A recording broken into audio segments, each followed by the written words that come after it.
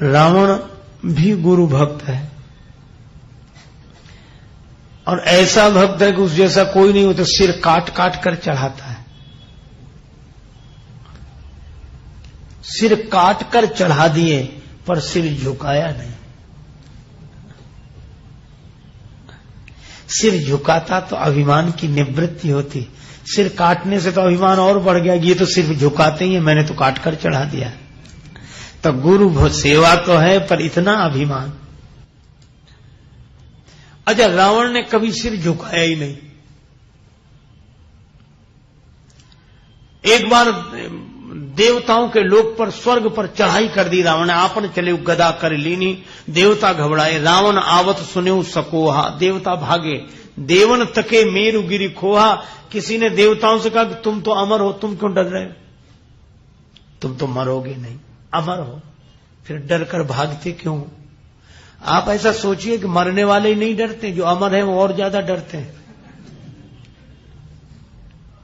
देवताओं ने कहा कि इसीलिए तो हम और ज्यादा डर रहे हैं क्योंकि हम अमर हैं। मरने वाला तो सोचता कि ज्यादा से ज्यादा मरेंगे और क्या होगा, लेकिन देवता बोले हमारी मुसीबत तो ये है कि मरेंगे नहीं पर पता नहीं कब तक पिटेंगे। पिटते पिटते मरे भी तो निश्चिंतता होती, क्योंकि रावण गदा लेकर आ रहा है। अच्छा, तो कहां जाओगे? देवन तके मेरु गिरी खोहा, सुमेरु पर्वत की जो गुफाएं थीं उसमें घुस गए। अच्छा, रावण को पता है कि इसमें घुसे। रावण कहता निकलो बाहर, पर देवता निकलते ही नहीं। क्यों नहीं निकलते? गुफाओं के द्वार तो छोटे छोटे हैं और उसके भीतर जो जाएगा उसे सिर झुकाना ही पड़ेगा, और रावण सिर झुका नहीं सकता। किसी ने कहा कि देवता हो सकता है तुम्हारे सामने सिर झुकाकर तुम्हें पकड़ ले। देवता बोले हम अच्छी तरह जानते हैं जिसने महादेव के आगे सिर नहीं झुकाया वो देव के आगे क्या सिर झुकाएगा। रावण कहता बाहर निकलो। अब गुफा में प्रवेश करने के लिए तो सिर झुकाना पड़ेगा और इधर उधर का बिखराव रोकना पड़ेगा, पर रावण के साथ तो दोहरी समस्या है। सिर झुका नहीं सकता और 5 सिर इधर और 4 इधर, एक सिर बीच में, दोनों तरफ ऐसा विस्तार है कि प्रवेश नहीं कर सकता। और ये अभिमान अपने ये आसपास सिर क्या है रावण के? आसपास सिर होने का मतलब अभिमानी मुख्य तो खुद रहता पर आसपास रखता है लोगों को, क्योंकि आसपास लोग न रहे तो उसका अभिमान बढ़ेगा ही कैसे? वो तो लोगों से पूछते ही रहता क्यों, कैसा है, ठीक है, कहिए क्या ठीक है, कहिए, ताकि दो। एक बार तो एक सज्जन बहुत पूछते क्यों, कैसा, ठीक है, ठीक है। एक आदमी उब गया तो उसे लगा कि हम लिख कर रख लें, कहां तक बोले, तो जैसे कहे क्या है तो तुरंत दिखा दे ठीक है, बहुत अच्छा। क्या करें? रावण गुफा में प्रवेश नहीं कर पा रहा है। और ये गुफा क्या है? ये अंतर्मुखता की गुफा है और इसमें देवता छिपे हैं। और देवता कौन है? सुरगन सदगुण अम्ब अदितिसी। सदगुण सुरगन अम्ब अदितिसी, ये सदगुण ही देवता हैं। ये जितने भी सुख शांति के हीरे हैं वे तो अंतर्मुखता की गुफा में ही मिलेंगे, लेकिन इस अंतर्मुखता की गुफा में हमारा अभिमान जाने नहीं देता। हमारा सिर ही बाधा बना हुआ है, और सिर बाधा बना है इसका अर्थ क्या? बोले सिर में उठने वाले कुतर्क ही हमें भीतर नहीं जाने देते। रावण कहता बाहर निकलो, और देवता कहते जब तक हम भीतर हैं तुम हमारा कुछ बिगाड़ ही नहीं सकते। तो रावण ने सिर झुकाया ही नहीं शंकर जी के सामने। कवितावली में तो तुलसीदास जी महाराज ने बड़ी विचित्र बात कही। वे कहते हैं कि ब्रह्मा जी समय से रावण के यहां वेद पढ़ने के लिए आ जाते थे, बिल्कुल समय से, थोड़ा भी विलंब नहीं करते थे। वेद पढ़ें विधि, यहां तक तो गनीमत। आगे सुनो।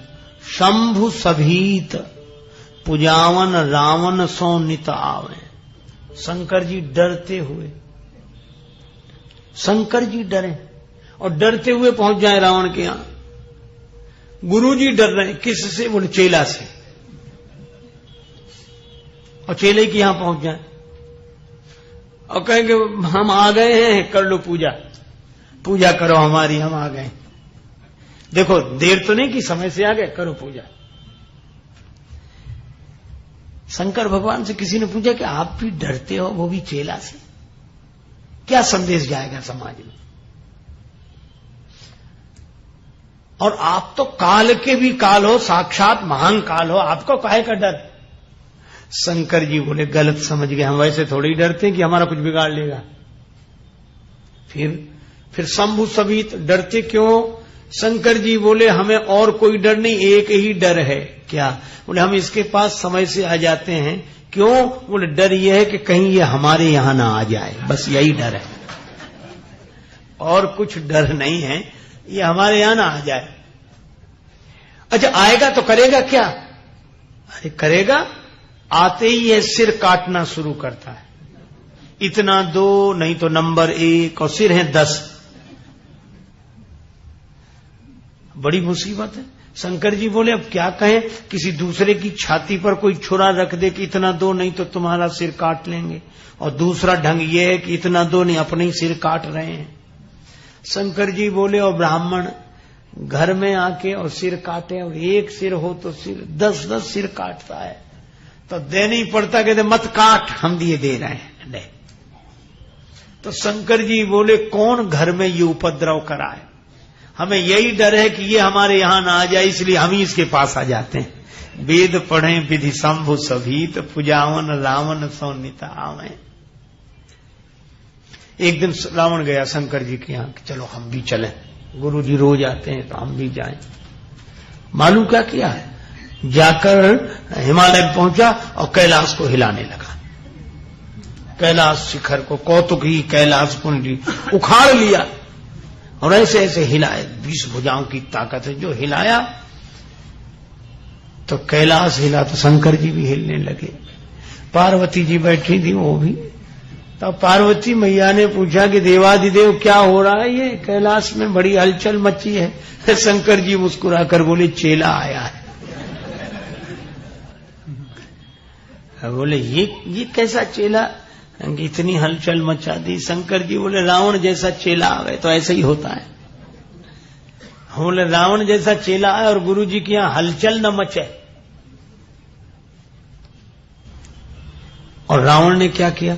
पार्वती जी ने पूछा ये कर क्या रहा है? शंकर जी बोले प्रणाम कर रहा है। प्रणाम कर रहा? हाँ। और सचमुच ने कैलाश पर्वत उखाड़ लिया और सिर पे रख लिया। किसी ने पूछा क्या कर रहे हैं? बोले गुरु जी को प्रणाम कर रहे हैं। तो बोले ये प्रणाम का कोई तरीका है? प्रणाम तो तब किया जाता है कि चरणों में सिर रखो, तो गुरु जी सिर पर हाथ रखते हैं, कहते उठो बेटा, उठाते हैं। रावण बोला ऐसे तो सब करते हैं, सबकी तरह हमने किया, तो रावण के प्रणाम में औरों के प्रणाम में अंतर ही क्या रहा? तो बोले अब क्या अंतर है? बोले और शिष्य गुरुदेव के चरण में सिर रखते हैं, गुरु आशीर्वाद देते हैं, ऊपर उठाते हैं। मानो भाव यह है कि गिरना शिष्य का काम है और गिरे हुए को ऊपर उठाना गुरुदेव का काम है। लेकिन रावण बोला मैं ऐसा चेला नहीं जिसे गुरु जी ऊपर उठाएं, मैं तो ऐसा चेला हूं जो गुरु जी को ही ऊपर उठाए हुए हों। अब बोलो अभिमान की ऐसी वृत्ति हो कि गुरुजी के कारण हम ऊपर नहीं उठे, हमारे कारण गुरुजी ऊपर उठे, हमारी वजह से लोग गुरुजी को जानते। पहले कोई जानते ही नहीं था, वो तो जब से हम चेला बने तब से। यह अभिमान, गुरुपद पंकज सेवा तीसरी भगति अमान।